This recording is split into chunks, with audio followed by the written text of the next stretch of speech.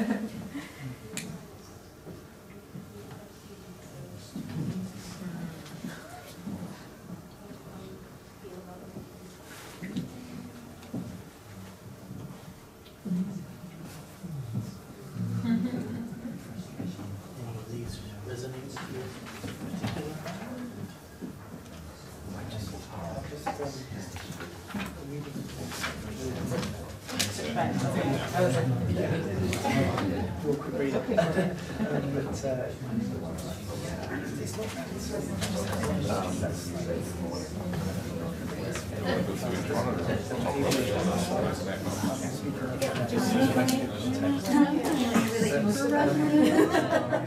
guess the end of the first excerpt kind of stood out because it took it not so much on the students, but it became more personal. And just the first thing, like something is like, well, maybe it's me, like I can't control like how they so what did I do?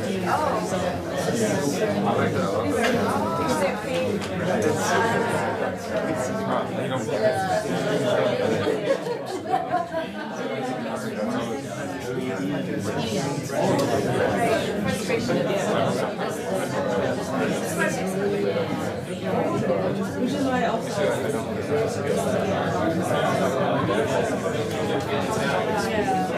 and she's like, I don't even know this. I'm barely like expectations.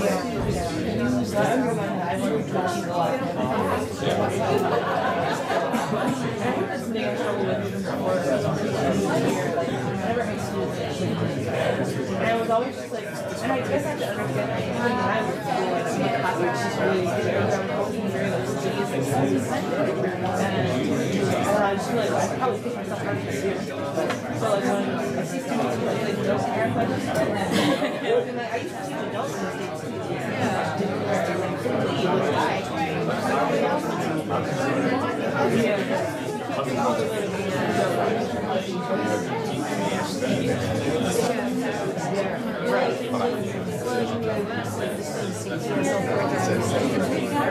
Getting Kanda for my class. I'm keeping them from their goals, so they're already frustrated that they have to do it. And I have to say, and I think it's the same thing here. There's no buy-in. It's like, no, this is a good thing.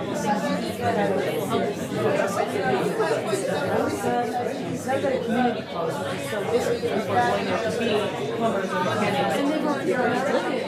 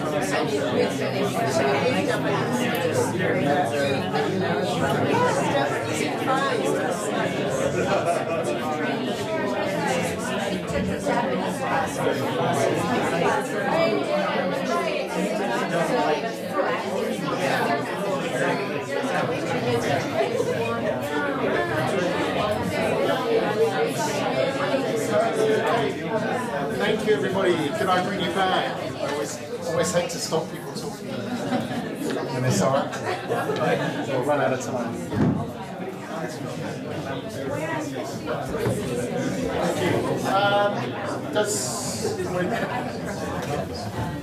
Yeah, thank you. So I was going to ask you, my next question was going to be, how do you deal with these situations?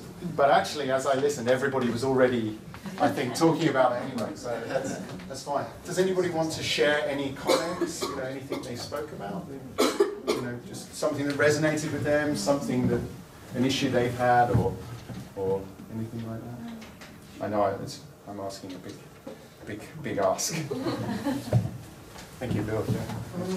Yeah, about number one, and the frustration of having students who, they're there in class because they have to be there, but they have absolutely no interest in English. And even when you can see that they could do really well if they would just try a little bit, but they just don't want to. And that's deeply, deeply frustrating. The students who are going to just fail for absences, they aren't there, so they don't bother me at all. But the students who show up because they know I've got to be here to pass this class, but I'm not going to try. I'm not going to help you help me. That's really frustrating. Okay, thank you. Yeah, thank you very much. I think it's frustrating for all of us. And I don't want to put words in your mouth, Bill, but are you frustrated because you want that, you're worried about that student, or is it because the student's interfering with your lesson? Do you understand? Or is it more that... They often aren't interfering, so it's more the first. Okay, yeah. You talk here about having high expectations. I set goals for kids and things that I think this is achievable. We can do this. And they're like, yeah. So yeah, I think that's a really interesting point. I think from this study that came up a lot as well. And one of the points was raised about not speaking English enough or chatting in Japanese, which is just as I don't think anybody said it was the worst thing, but their frustration was just like, they say they want to learn, they say they want to speak English. They keep telling me this, but they keep talking in Japanese. Yeah, I did a survey at the beginning of the term. They all said they wanted to speak English. Every single one of them. Yeah. Didn't make a difference. Yeah, sure. Yes, so I think what I'm going to do is I'm going to just talk about some of these voices for a little while, because I won't talk about all of them because I think it will take too long. But this is only half of their story, right? This is the frustrator. But the interesting thing is, how did they deal with it and how did they regulate it? And actually, in the case of almost all of these, I think there's a lot of success from the teachers that I spoke to. So that's really what I want to focus on. So maybe if we start with number one, because I think that was a really clear one. We've got, there you go. So Nicole, was it student apathy or was it her? That's her issue, right? She's feeling frustrated at students, but she's also frustrated with herself. And to understand Nicole's frustration, we really have to dive back into her story, actually. Because it's not frustration that just comes from being in Japan. It actually comes from her own experiences at university. She said she had fantastic teachers, life-changing teachers, when she was a university student. And when she decided to become a teacher, that was who she wanted to be. She wanted to change lives. So this was really a part of her. So her frustration comes from this kind of ideal image that she has for herself. But I think, oh, is it Brisman? Please forgive me if I've got that name wrong, but Brisman wrote about the myths of teaching. And one of the myths of teaching is that everything depends on the teacher, right? That the teacher has to be the lord of the room and all learning must go through them. I think this teacher was suffering a lot from that and really thinking that they had to be so responsible for the students. But actually they were really successful. They reported a lot of success. And I think that they had success in two ways. And the first way that they had a lot of success is through, she actually changed her cognition. So in the language of emotion regulation, this is called reappraisal. And it focuses on changing how you view something, right? So she was actually able to change how she viewed the classroom. And maybe this quote kind of explains.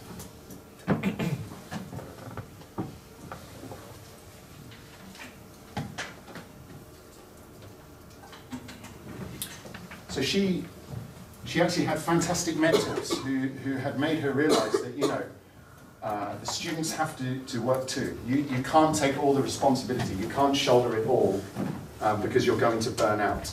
And she said that those conversations with her mentors really, really helped her to reduce her frustration. And this was it was a period of years. It wasn't something that happened straight away. It did take time. But the really interesting thing for me was point two. She still wanted to be a life-changing teacher. So what she actually did is she found a new way to do that. And she wrote a new course, actually, on her passion, something she had studied in addition to teaching related to health, students' health. And she put together a new course and she petitioned the university and the university allowed her to teach this course. And she had found this fantastic kind of new life from having something that was really, really passionate to her.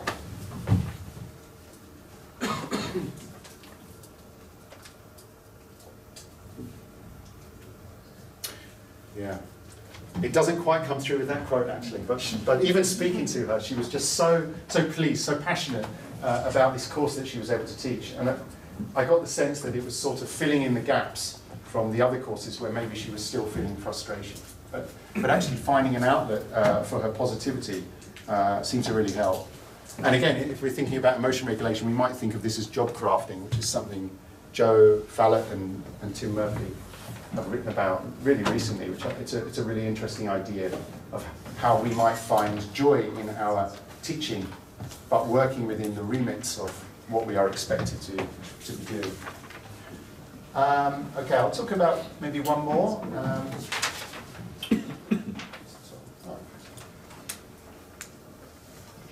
Silence. Let's go for the silence. Because I think it's a very salient issue for Japan, perhaps. The interesting thing for silence I found, and I should say all 7 participants talked about it in some way. It wasn't just the one participant. Definitely the reason behind the silence changed their feeling of frustration, changed how they felt. And so I think that Maria was really, really successful because she really, really, really tried to understand what was going on in the classroom. She didn't just write them off and say,